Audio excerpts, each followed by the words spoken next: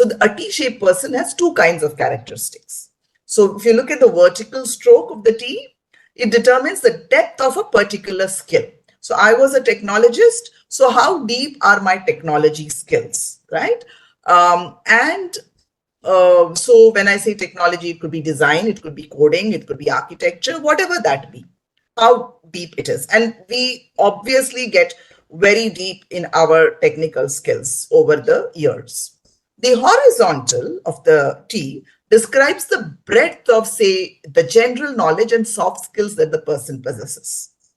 So a T-shaped is definitely a specialist in one or two fields, but a generalist with multiple soft skills. Okay.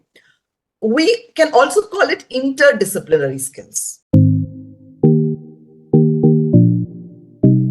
Welcome to the Learning Circle, the ultimate video podcast for educators and parents who want to unleash the full potential of children. Join us as we explore the fascinating world of learning with the help of thought leaders who will share their knowledge and stories with us. This is your host Kavleen Kaur, and I'm excited to take you on this journey. Get ready to be inspired, informed, and entertained. Hello everyone. Our guest speaker today at the Learning Circle is Miss Neeraja Ganesh, a keynote speaker at prestigious conferences across the globe. She is also a TEDx speaker. Miss Neeraja has been invited by various prestigious forums to deliver talks on a variety of topics and also to conduct training programs on leadership and behaviors. Networking for Results and How to Tell Your Story are two of her signature programs. She is a mentor on a variety of platforms including Aspire for Her and Jobs for Her. After 25 years in the information technology sector, she moved into education, consulting, and not-for-profit sector. Ms. Neeraja has won multiple awards in her professional journey. Today, I invite her to share her remarkable professional journey and her valuable insights with all of us. Welcome to our channel, ma'am. Thank you so much, Kavleen, and I'm really looking forward to this discussion. Thank you so much, ma'am. So I would start the session with a request to you to share your professional journey so far, highlighting the key moments you had, the aha moments, and also the challenges that you faced and your shift from the corporate into the other sectors. Sure, definitely. So I am in Bangalore, and I usually joke that you can't find anybody in Bangalore who's not been part of the IT sector, right? This is the IT hub. And I have also been in the IT sector for 25 years. So I started as a programmer way back and then grew into leadership roles. I think a couple of moments that I would definitely want to talk about of my corporate career before I speak about my second innings, if I were to call that, which is not corporate. I was a very meek, timid, shy girl as I grew up, right? So I come from a very conservative South Indian family, and like a typical girl, that is how I was brought up, and I hardly spoke. I was always guided to do things by my parents and family, and I just did that. And I went to work, and for the first 10 years of my career, I continued to be this meek, timid, shy girl. So I was a programmer, a developer, and hence I really didn't need to speak in those days. I would get a spec, I would develop the code, I would do my own testing and hand it over. That next to me, I was that quiet. So I think I should bring out the transformational moment in terms of how I changed from the quiet person to be a speaker. Of course, today you introduced me as a speaker on many platforms, including TEDx. But this is something that I think I would like all our audience to take away, to say that it's important to speak. I had a moment where they asked me to lead a small team. And of course, I'm talking about many years ago when leadership was not, kind of looked at as someone who can actually collaborate and problem solve, etc. Leadership was all about the most technically qualified person in the team becomes the leader. So I happened to be that in a team of 10 people who were almost as good as me, but I was a slightly more senior. So I was made the team lead. And it was at a time when the team and the organization was going through a lot of transformation. So I realized I can't just keep my mouth shut. To lead a team, you need to speak. You need to speak on behalf of the team, get them what they want. You need to engage with the stakeholders. You need to go to the senior management to, say this is not right and this is right. And I did that. Thankfully for me, the managing director of the company was a very open person, and he heard me out when I actually raised an issue in an entire group of, very, very senior professionals, and brought about some changes which not only benefited my team, but the entire organization. So that is when I realized you need to speak up. And it's okay. People may think whatever they think, but there is a good that comes out of it, not only for you, but for the rest of the organization. So that was one transformational moment, from this meek, timid, shy girl to one who started speaking. I think I will attribute the person and the professional that I am to this organization where I worked the longest, which is ANZ, their technology division, 16 years, which is where I kind of grew. Opportunities came by, and the second thing I would say is I grabbed every opportunity. It was not as if it's small, big, or anything like that. Anything that came my way, I said, let me do it, because there's a learning and that is an impact that you can create.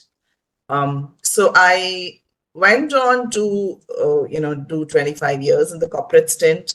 It wasn't as if I had intentionally decided after 25 years I must pursue something else. It was just that when you are a woman and you are growing in your career, you have an entire support system because of which you're able to do what you are doing, which for me was my family, my parents, my in-laws, my husband, and even my daughter, I must say. Like, I made her very responsible at a very young age. And hence, she was able to support me. Like, she would pack dabbas for me and for herself before we left for school and my work. I would drop her and then go to office. So, children need 2 dabbas, 3 dabbas, snacks and lunch. And I needed 3 dabbas because I would leave very early. And in Bangalore, commute time is horrible.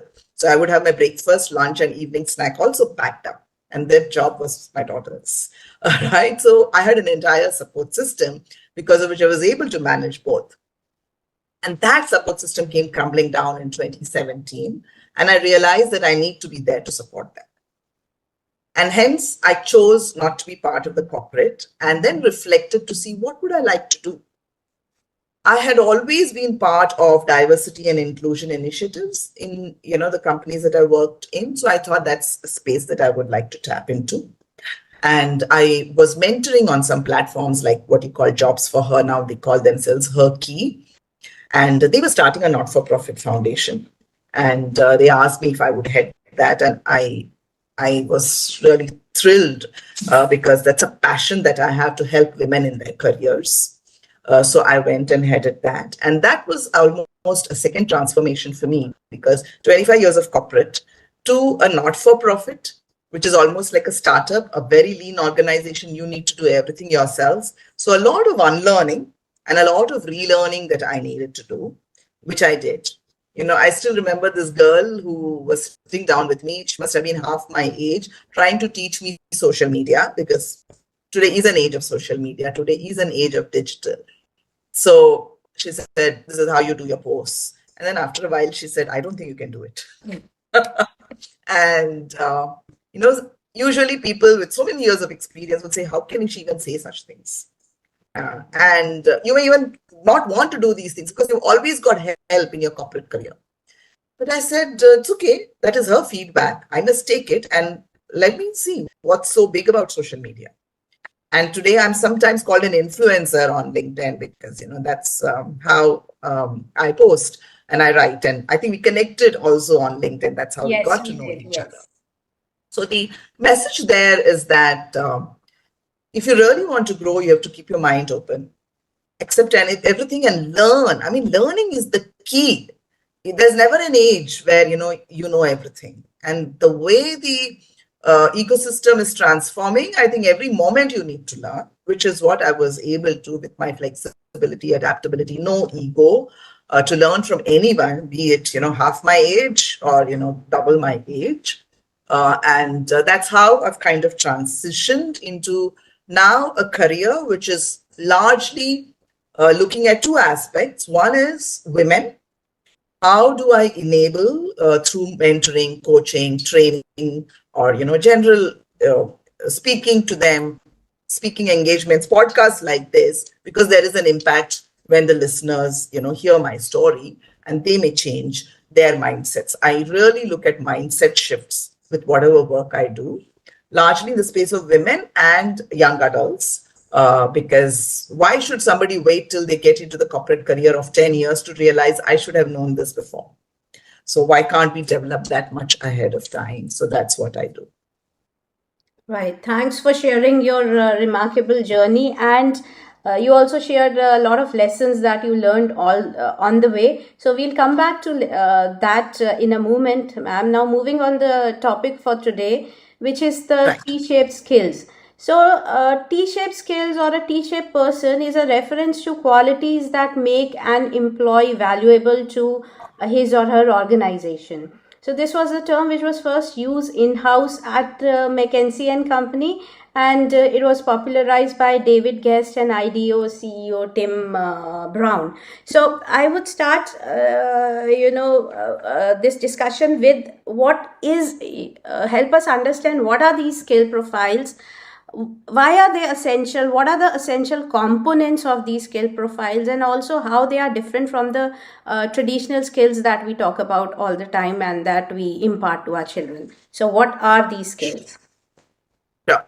So quickly, what is a T? If you can visualize a T, so there is a horizontal and there is a vertical in the center, right? So T-shaped is a concept used to describe a person and the skills that the person possesses. A T-shaped person has two kinds of characteristics. So if you look at the vertical stroke of the T, it determines the depth of a particular skill. So I was a technologist. So how deep are my technology skills, right? So when I say technology, it could be design, it could be coding, it could be architecture, whatever that be, how deep it is. And we obviously get very deep in our technical skills over the years. The horizontal of the T describes the breadth of, say, the general knowledge and soft skills that the person possesses. So a T-shaped is definitely a specialist in one or two fields, but a generalist with multiple soft skills. Okay. We can also call it interdisciplinary skills. So for example, and these are, examples that I'm taking of real people. There is someone who's an entrepreneur. She, weaves saris and she's also an MC. So she's got two professions. So she's an MC for events, very, very popular. She is probably 2 or 3 days in a week, MCing at events. So master of ceremonies. But she's also an entrepreneur. She has a brand, a sari brand, and she is getting into weaving. Okay, so look at how interdisciplinary it is.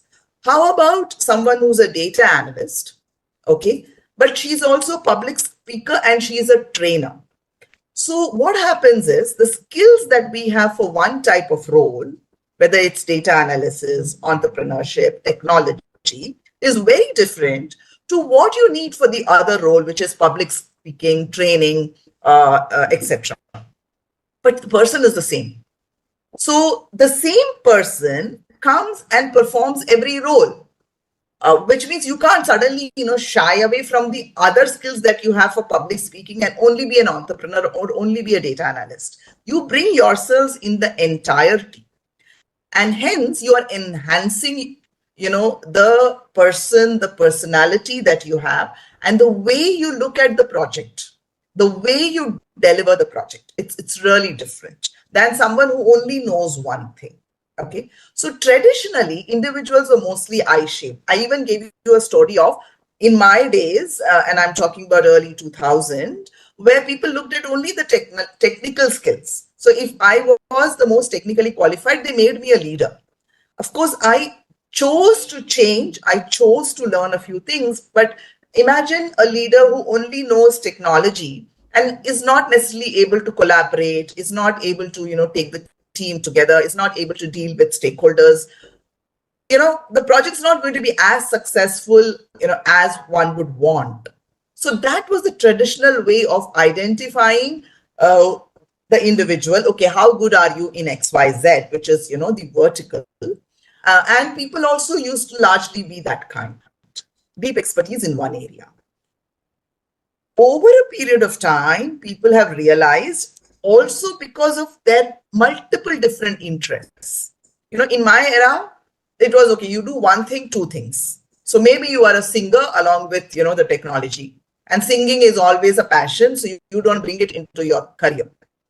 Today, we are actually allowing our children to be part of multiple hobbies, right? So singing is one, drawing is one, the third could be karate, and so many different. So that's the encouragement that we are giving to our children, and we must. And hence, they automatically become T-shaped, or at least, the emphasis should be for us to develop the T-shaped person. So, you do understand the domain, the industry, you do understand your core, job, which is design or development or teaching, but we also need to have the other communication skills, which are, say, how to influence, how to negotiate, how to solve a problem, etc. Right. Thanks for sharing these insights. These are very useful and they help me understand that the horizontal and vertical skills are not at all contradictory. In fact, they contribute towards each other. More so when we progress through the career ladder and move into leadership or managerial roles, where these soft skills have more and more importance. And also, to even as a team member, these skills are very important. So thanks for sharing that. And yeah, and you also shared that how traditionally, there has been a migration from a complete focus on just the traditional thing towards a more well-rounded person who have these soft skills also, something which are there on the horizontal bar of the T-shaped profile that we are talking about. So now coming to, we have established the importance of these skills.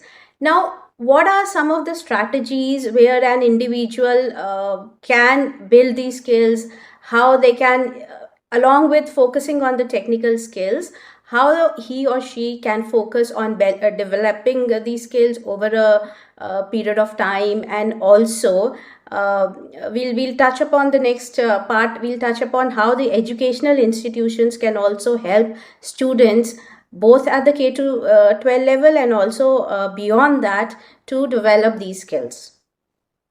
Right. So I will definitely, answer that point that, again, from my story, if you see, how was I able to navigate from a 25-year corporate career in tech to a not-for-profit? Because I also, in some ways, was T-shaped and I utilized those T-shaped, right? If I only looked at technology was of absolutely no essence in my not-for-profit career.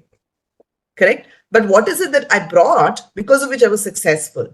Which was that in my technology career as a leader, I had very good stakeholder management skills. And I used that in my not-for-profit because I had to build a lot of partnerships. And that is what helped me. I was very good at managing people. And in my not-for-profit, I had to really build communities. So I was able to engage them. I was good at communication. So I was able to do my newsletters and, everything else that was required to communicate. So that's how it helps. Now, how do one build, right? How do this kind of a T-shaped individual get shaped? So first of all, it's in the mind. I think we should stop telling people and people should stop thinking that my career, my aspiration is to be XYZ. So I'm only going to look at what is going to take me there. So I will do courses which are relevant to that. I will pick up a role which will take me to that. So the mind has to be very open to really absorb everything that comes your way without thinking, is this going to take me there? That's the first, the mindset of an individual. So as educators, as parents, as children, I think it is important for us to first open our minds to say everything is a learning opportunity. Let's go for it. If it has come our way, let's embrace it. So there could be opportunities to volunteer. There could be opportunities to intern. In schools and colleges, there are a lot of clubs that are there, right? Can people become part of those clubs? Because when you become part of those clubs, it is nurturing and enhancing some other part of the personality and not only that deep expertise that you wish to grow into. Networking is a big thing. So can we become part of various networks that exist? Can we choose to learn diverse subjects? And I think our education system is slowly changing to say, okay, fine. It's not necessarily science means you have physics, chemistry, maths, biology. Can we include, some a literary subject also? So can we choose to have very diverse subjects when we are studying? Attend as many events as you can, because while learning is, you can do it through a school or college, through an online course. I think when you go and attend an event and there are so many conferences, workshops, meetups happening, the learning that you get there from what you hear of the speakers speaking, or from engaging with 10 people over there, is brilliant. You probably never get that learning even in an MBA classroom. Sometimes I tell people. So attend as many events that you can. Can you pick up projects? So one is theoretical knowledge, but can we apply that somewhere?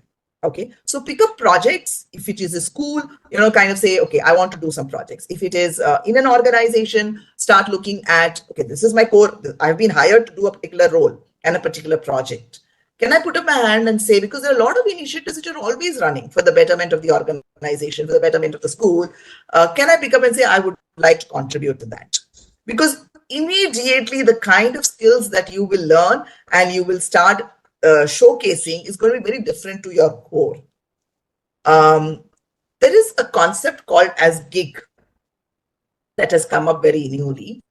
In the good old terms, my father's time used to call it temporary staff. So you bring in someone for 2 months and then, let go because that's all the requirement was. Then we call them contractors, consultants. Today, it's more, very formally called as gig, which is a gig that you want to pick up.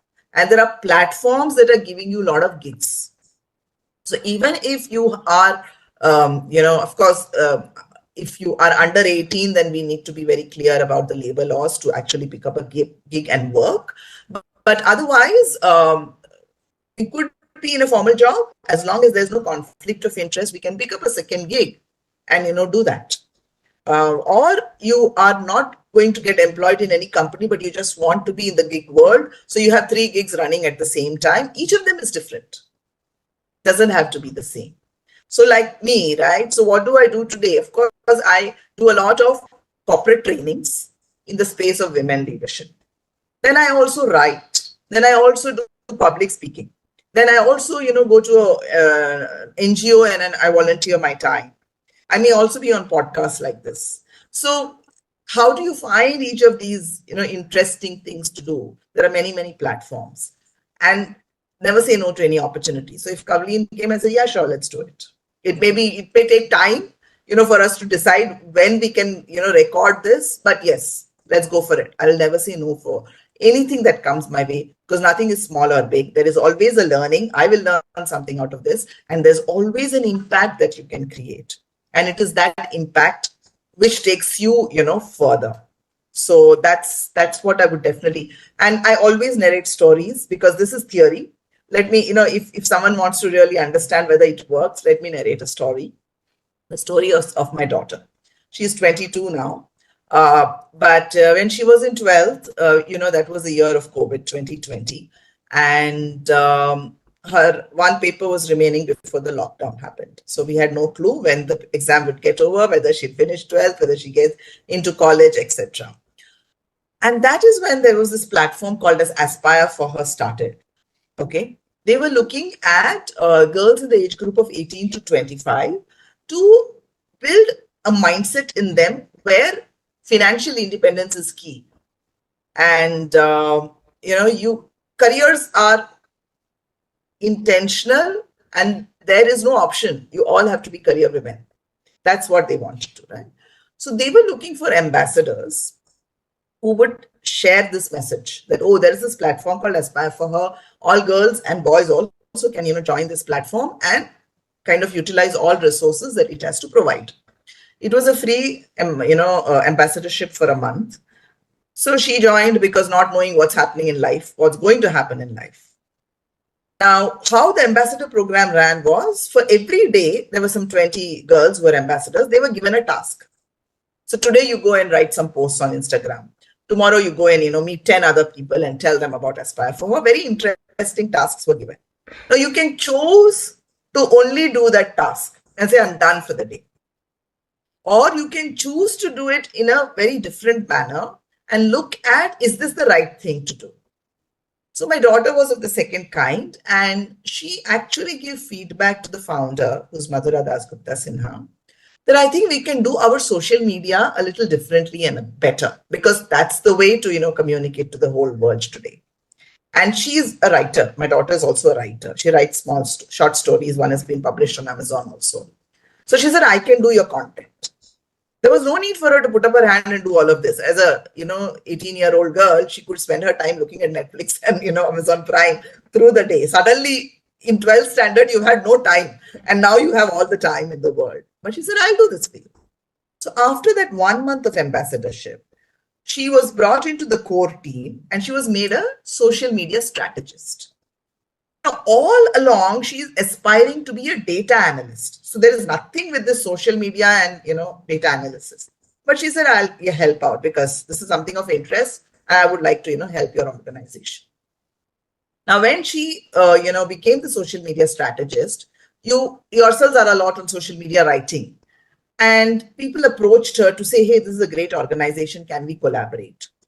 So she started building these alliances for Aspire for her. And very quickly, she was moved from social media strategist to leading alliances for Aspire for her. And all of this was happening along with her graduation. So, of course, she finished her 12th and online classes started. And at that time, there was this organization, MIQ, who is into ad tech. So they look at programmatic placing of ads on all these various social media platforms, OTT, etc., who wanted to bring in more girls into their organization. So they gave a 2-month opportunity for girls to learn about what they do. About 900 people applied. They wanted to give the learning opportunity and then eventually pick up a few people to be placed in their company.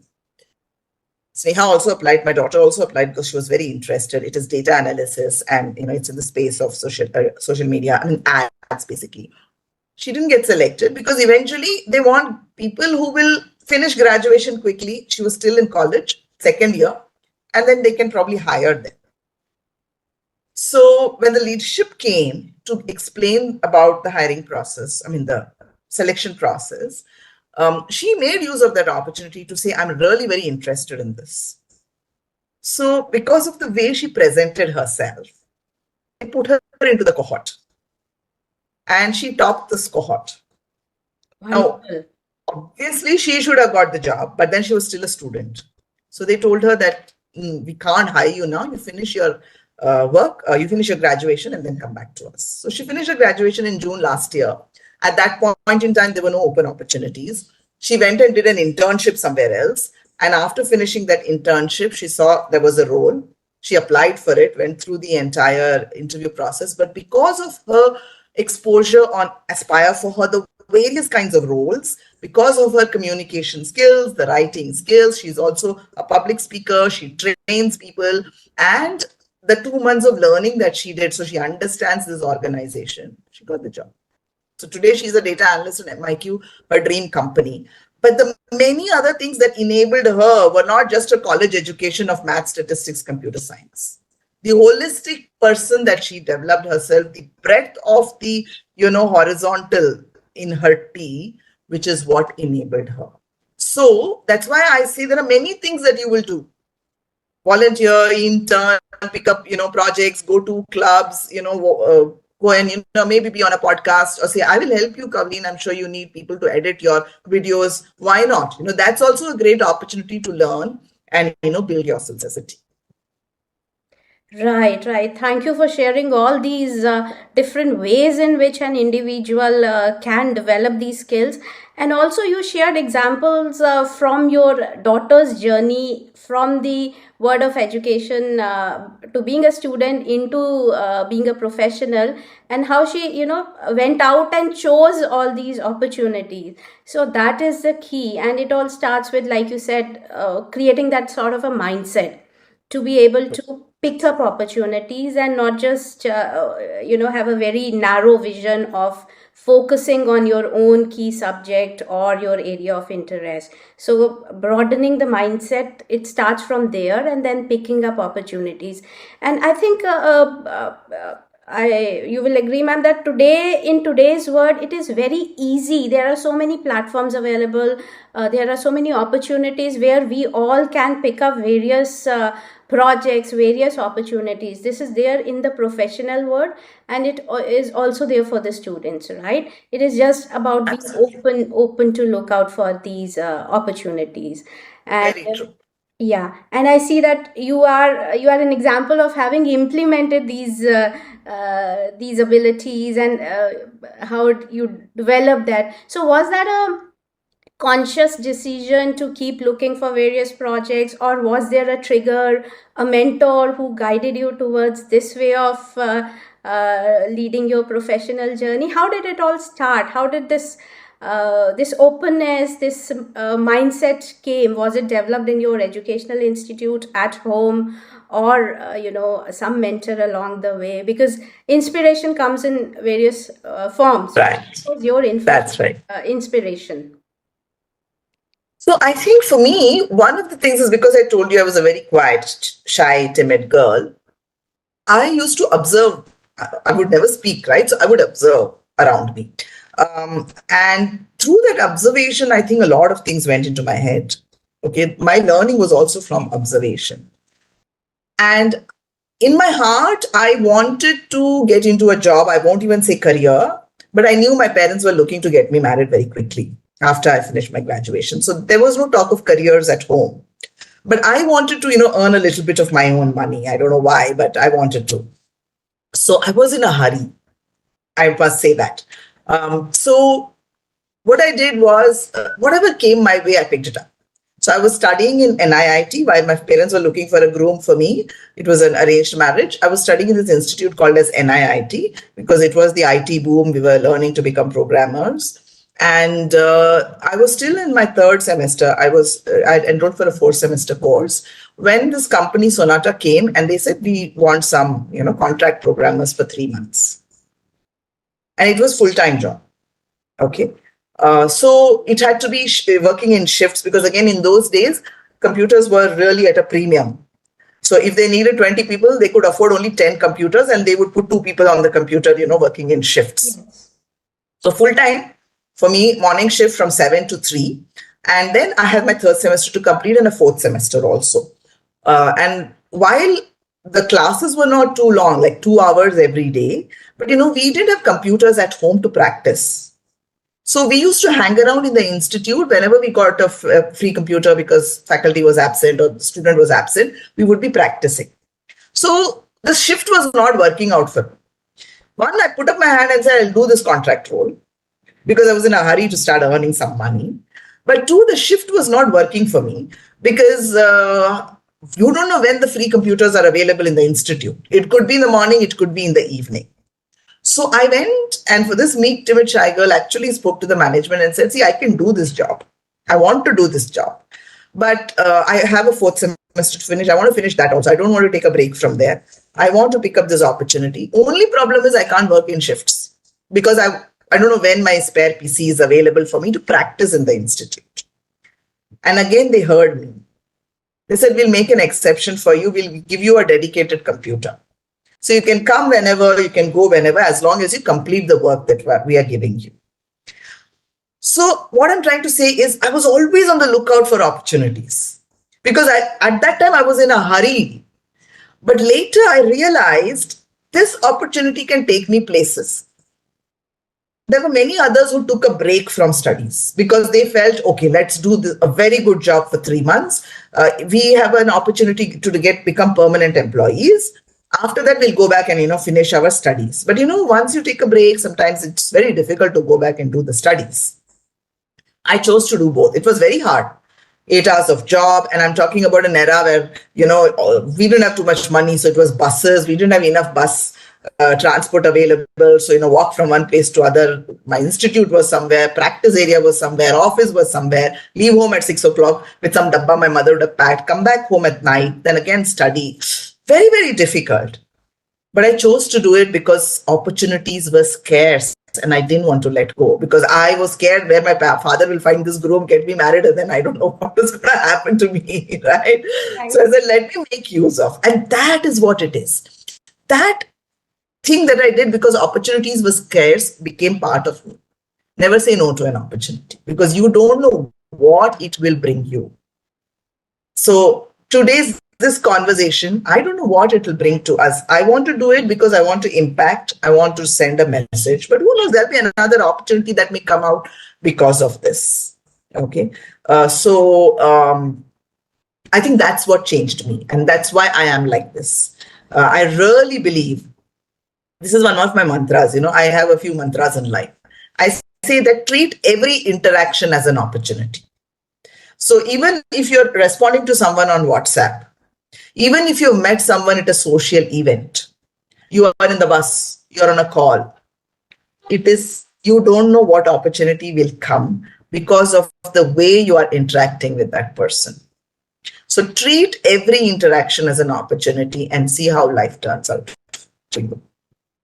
Yeah, thank you so much, ma'am, for not saying no to this opportunity and giving me an opportunity to talk to you today. So this is really wonderful, and I can see the passion with which you talk about picking up the opportunities that come along, and even going out and searching for possibilities to pick up the opportunity. And also another thing is the message to speak up. Whenever you have a point or whenever you feel, a lot of us sometimes we face a problem and then we say that this is something that I cannot address, and we stay silenced or give up that opportunity without actually speaking up and asking for help.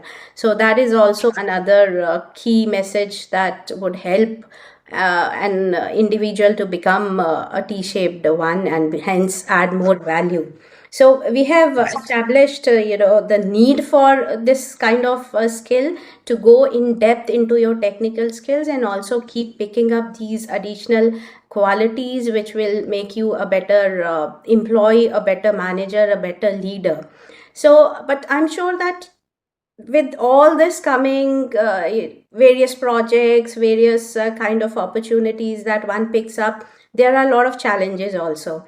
And in today's time, although we have all these plethora of opportunities, there is also need for very niche specialization also coming up in every domain. So what are the challenges in becoming a T-shaped individual while retaining your skill set, even deepening your skill set in a particular area, and how to overcome these challenges?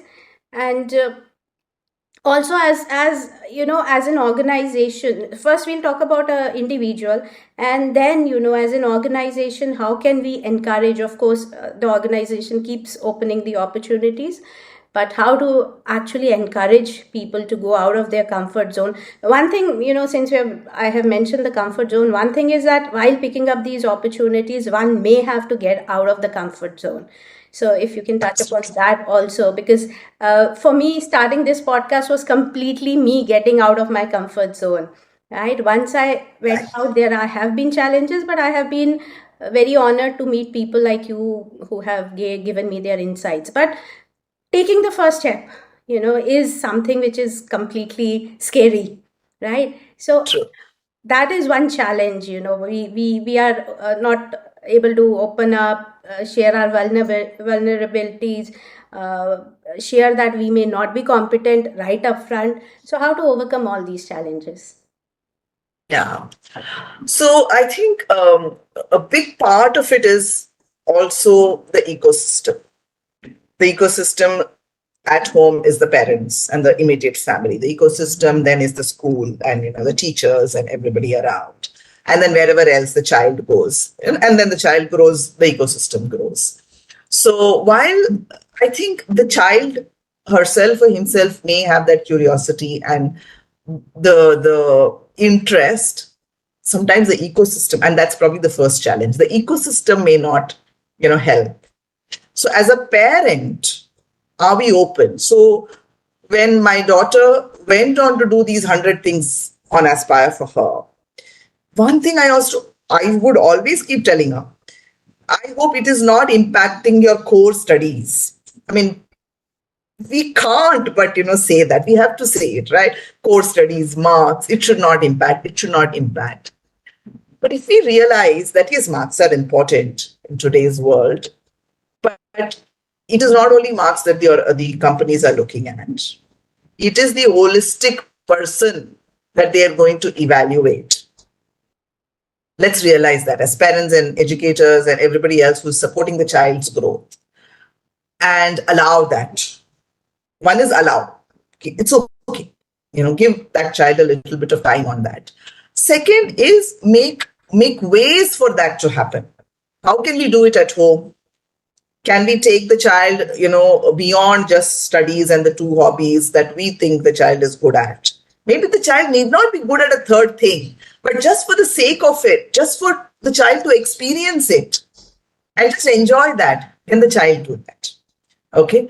So I'll give you, two things here. One is my daughter herself. She's literary wise very good. Okay, so subjects great. In terms of speaking, in terms of writing, very good. But she's not a very good sports person. And I knew that, from the very beginning, in terms of her stamina, she's not great.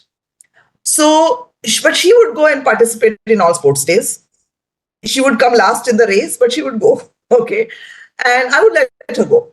While I would think it's a waste, one whole day you're wasting in the sports ground, she will enjoy and come back. But when she went for other competitions, I knew she has the capability of winning a prize, and I would push her. Say, oh, why don't you study this also? Why don't you, practice this also and all of that and get the prizes? Now, what happened eventually was, in 10th standard in the school, they had a concept of student of the year kind of a thing. All right. And of course, she was good in everything. And we thought that she has a chance to get that. But she did not get it.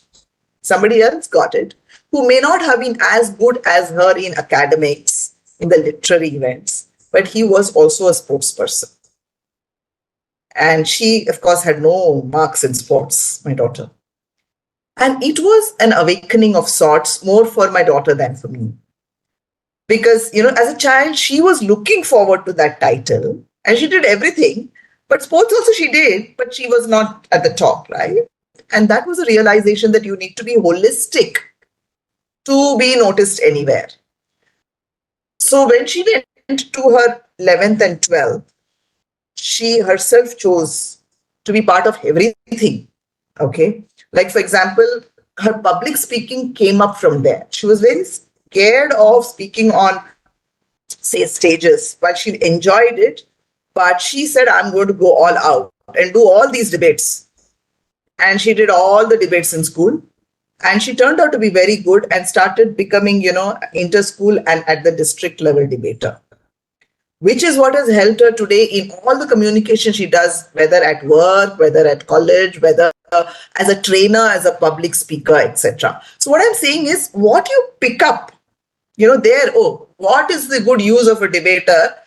It has that communication skill helps in the way you are, speaking in the project with your stakeholders, with your team members, with your managers, because you have to influence, you have to negotiate, you have to be assertive, you have to, talk about all, sides of the coin, etc. So challenges are more from, are we enabling? Because we are always thinking, what will that get the child? It is not what I think the child wants to do, but all of this enhances the child's personality. So that's one thing. The second I want to talk about, this is again a real story. There are a lot of platforms today. Let educators and parents and everybody else Google and find out what kinds of competitions are happening across the globe. There is one which is called as Technovation. Okay, I know this because it was introduced in my daughter's school.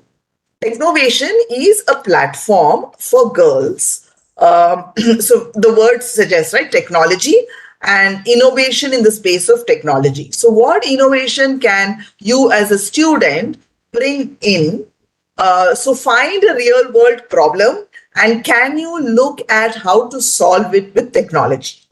So you're starting it early on at the school level. Okay, and it's a global competition. So schools across the globe will participate, and eventually you have various levels. You kind of identify winners at the local level, at the country level, and then you go, at the global level.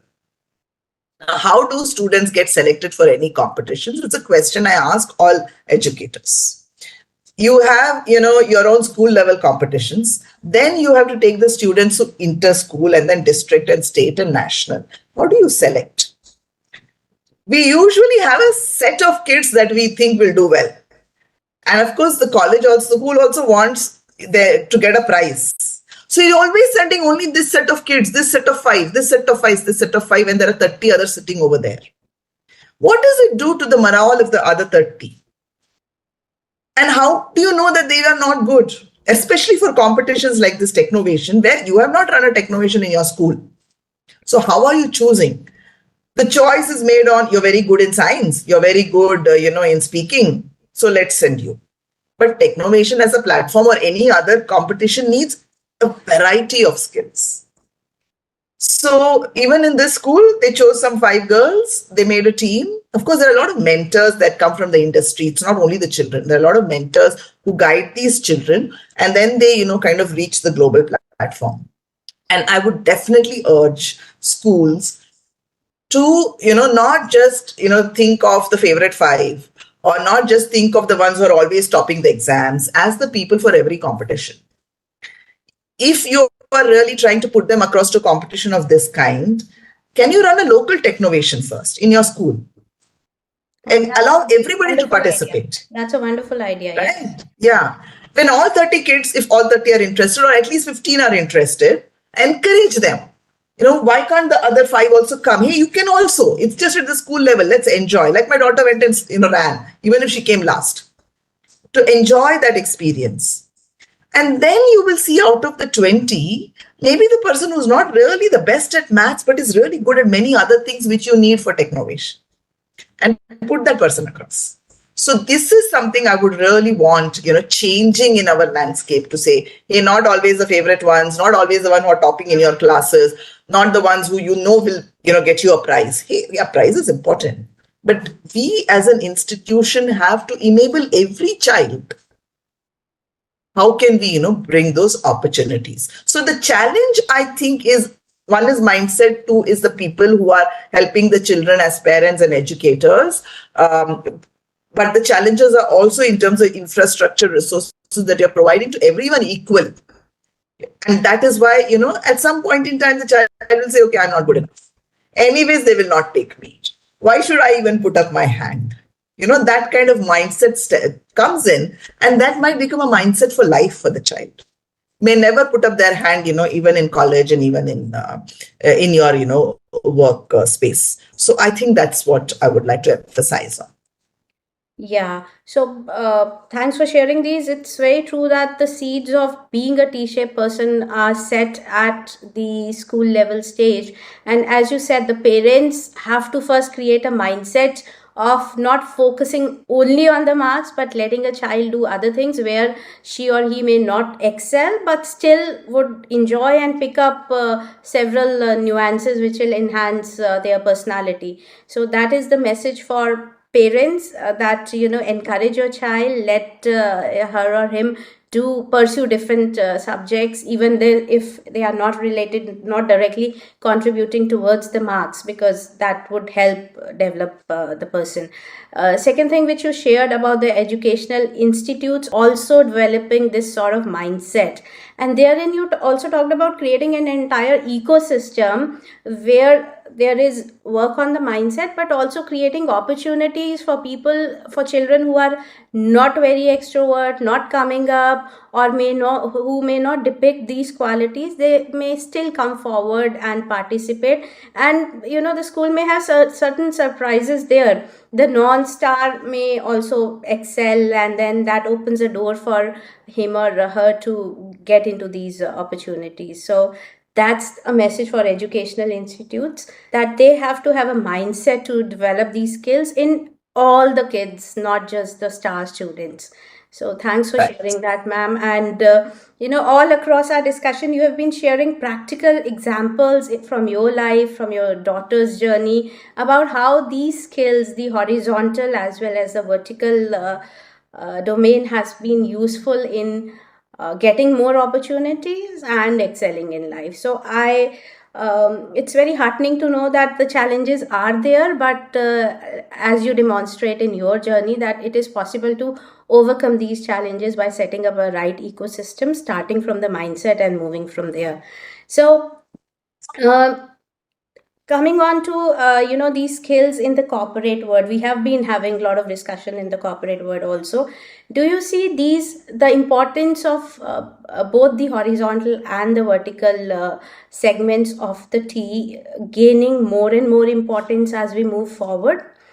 Because right now we have a personal touch, we have, everybody is connected with everybody else, but also we have more of a individualistic society nowadays, wherein we don't have connects with each other, the real connects, so to say. So how do you think these T-shaped curves will what would be the form they will take in the future? Any predictions or any recommendations there going forward, that yes, communication is important, but we are moving from more face-to-face communication to online communication, the teams are scattered all over the globe. So how is this going to impact the T-shape skills? So there is no way out. I think we need more and more T-shaped, and that's what organizations are also looking for, because these are the adaptable people. These are the more collaborative people. They have innate leadership skills.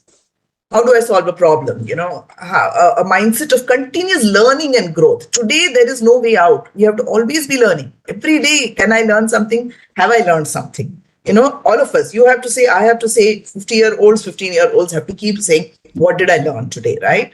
And it's only a T-shaped person who has the mindset of continuous learning and growth. Not that, okay, I'm done for this year. You can't be like that, because organizations need that, because the business landscape is changing. You don't know what's going to happen tomorrow. I think COVID just fast-tracked it for us, because the kind of transformation we saw because of COVID would have anyways happened eventually, but COVID just fast-tracked it. And now, because we realize that we can really fast-track changes this way and transform it like that, every business is looking at only transformation. There's so much of competition and there is so much of collaboration that they can't just have these I-shaped. I is I without the horizontals. They are just one danda line. Yeah, just okay? focus on the technical core subject skills. That's it. Yeah. So such a person may not necessarily be hired also. And even if such a person exists in the ecosystem, will find difficult to grow, because he or she is now having a mindset of, I want to learn something else. So then the company is challenged. What shall I do with this person? Person is not wanting to grow. May have to exit the person. And the person might find very difficult to get other opportunities inside and outside. So let's, become that, rather than be told at some point in time that, hey, there's no space for you. Instead of getting that message at a later point in time, can we build it in ourselves? So like that girl came and told me, you can't do social media. I was open to that feedback and said, why not? What's so difficult in it? There's nothing difficult, right? You have to just put yourselves out there. What will people think of me if I write on social media? It's okay. Let them think what they want to think. I want to write something. Some of the mindset are, there is so much content coming on social media. Who's going to read mine? And I said, forget it. There is a buyer for everything. There is a reader for everything. Okay. So you just have to put it out. You will have your, loyal audience. And somebody else will have a different loyal audience. Why are you bothered about it? It's almost like, I will do, dekhte hain kya hota hai. Definitely things are going to happen. Okay. So the future definitely demands this. It has already demanded. And if we do not make a change, then the struggles will be for the individual. Okay. And hence, I think people have to start embracing it at whatever age they are. It doesn't, if you're saying that, oh, my parents didn't, bring me up like this, and now I'm stuck. No, there's enough and more opportunities available even today for you to make that change. How did I change from that meek, timid, shy girl? I think I was close to 30 when I realized the need to speak. And today I'm on TEDx, right? So things can happen. Don't worry. Whatever age you are, things can happen. You need to kind of take the first step. And we are all here to help you, right? There are so many mentoring platforms available. If you really wish for guidance, go all out on these platforms, seek out your mentors, say, how do I go about do it? Opportunities are available in abundance. People need more people to help them out. You just have to put your hand out. Right. And in this particular section, you talked about the need for adaptability. And we all have realized that COVID forced each one of us to be adaptable, to pick up skills that we may have resisted earlier. So, adaptability is a non-negotiable skill going forward in the future. So, thanks for sharing that. And also, thanks for sharing that, mentorship is available. And I think you also said that we all are available. So all audiences who are listening to this, they can approach ma'am for guidance and mentoring as and when required. And ma'am, you have already shared a lot of insights, a lot of suggestions. One final, anything specific you would like to share with the educators? You have shared all about being adaptable, learning new skills, encouraging the mindset of broadening the skills in their students. Anything else, anything very specific you would like to share with the educators? I would say that you are big change agents. I can only talk. You can implement, right? So you are those change agents. And I would really want you to bring about even the smallest of change. And don't think that, if I do, what is it going to, my small saying and doing is not really going to shake the world. And hence I will give you one more story. So we are a family of maths geeks. My mother was a maths geek. She was a topper in maths, and she did a centum in maths in her college. I'm a maths person, so I also studied maths till graduation. My daughter also kind of inherited it, I think, and very, very good in maths.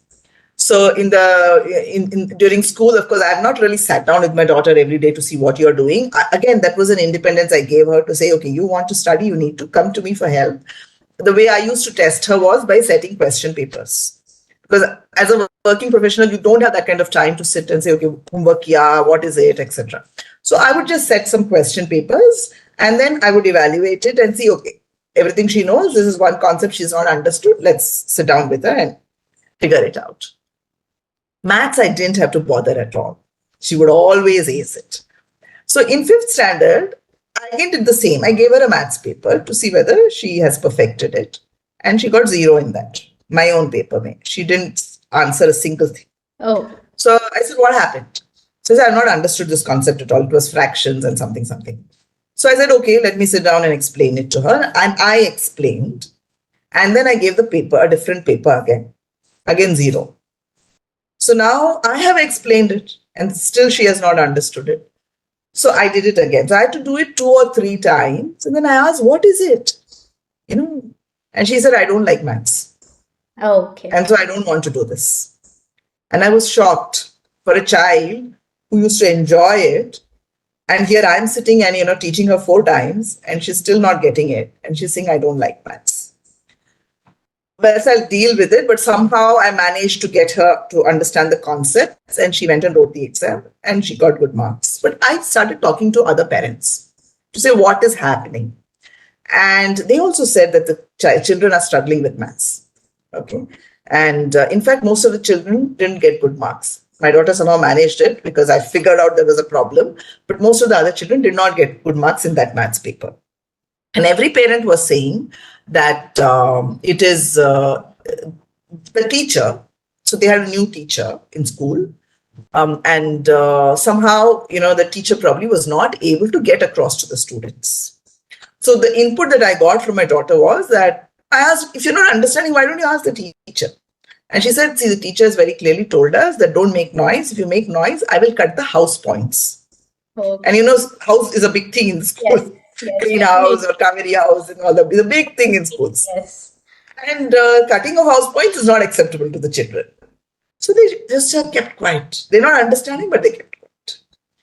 So I asked the other parents, well, can we go together to kind of, convey that the children are not understanding? Some parents said, okay, we'll come.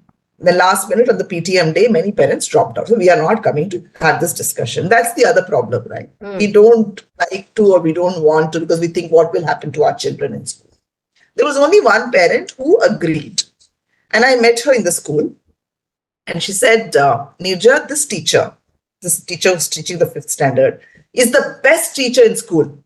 So she had another child who was in 10th standard, and this teacher used to teach 10th standard. And that 10th standard, child was fantastic and used to love the teacher. And then we realized they put a 10th standard teacher to teach 5th standard. So the way you teach every class is also different, right? Right. And probably that's why the teacher is not able to manage a 5th standard, children. So we told the class teacher that there seems to be a problem. And we asked the class teacher, look at the marks. And she also said, yeah, I'm also wondering why maths marks are less for many students. She said, I'll speak to the maths teacher. Because I said, my daughter has lost interest in maths, and that's my worry. Forget the marks part of it. She may not get good marks, but you can't lose interest in a subject. Because you have to do maths at least till 10th. Today you have to do it forever, but at least just to get through 10th, right? She can't lose interest. So the class teacher spoke to the maths teacher, and the maths teacher called me. And I met her. And she said, why did you come to me directly? I said, no, I didn't know what the protocol was. She said, you come to me directly if there's a problem. And I promise you that by end of the year, your daughter will have regained her interest in maths. Okay. And then she changed her way of teaching by engaging with these kids, allowing them to talk, experimenting, games, because 5th standard needs very different. You can't just be solving problems. You have to probably give them some brownie points. You have to, play with them a bit and all of that. And true to her word, Sneha was back in the game. She has graduated in maths only. Okay, my daughter. So you are a change agent as an educator. You can really, make miracles happen. And hence, my only request to you is every small thing counts. I, as a parent, spoke that day. I didn't have too much of support. I had only one other lady. And this teacher accepted the feedback and did something about it. The girl who had lost interest in maths today is a maths graduate. So you really can transform. It's in your hands. Please be those change agents. Right. So that's a key message for all the educators out there. And there have been several other insights throughout the session, both for the educators as well as the students, and also for the parents. And thanks a lot, ma'am, for coming on our channel, sharing your insights, helping us understand the nuances of this T-shaped curve, what all skills are included in this, and how these skills have helped you in your journey, your daughter's journey, and also a few other examples that you shared. So really grateful for all the insights that you have shared. And for our audience, thanks for listening to this discussion. I hope our discussion has been meaningful for you all, and there are takeaways which you can implement in your journey, professional journey as an educator or personal journey as a parent. And like ma'am said, there are mentors available. Ma'am is also available. You can always get in touch with them to learn more. Like ma'am said, learning is the key. Mindset is the key. So always have this mindset to be open to learning. So thank you, ma'am. Absolutely. Yes, thank you, ma'am. You summarized it so well, Kavleen. 1 hour was summarized beautifully. Yes, ma'am, but there are so many nuggets, nuances that I would encourage audience to listen to the entire session. Absolutely. Yes. And the thing is, take some action. I know the conversation may be very interesting, but what is that one action that you will take? You don't have to do 10. One action, to change your own life and everybody else's life. Oh yes, definitely. If I can say that advice is the icing on the entire cake, that we talk and talk, but actually implementing is what is required. So probably I as an individual will pick up one skill which I think is a weak spot in my journey, and try to consciously work towards that, learn more on that. So yes, Yeah. thanks for sharing that, ma'am. Thank you so much.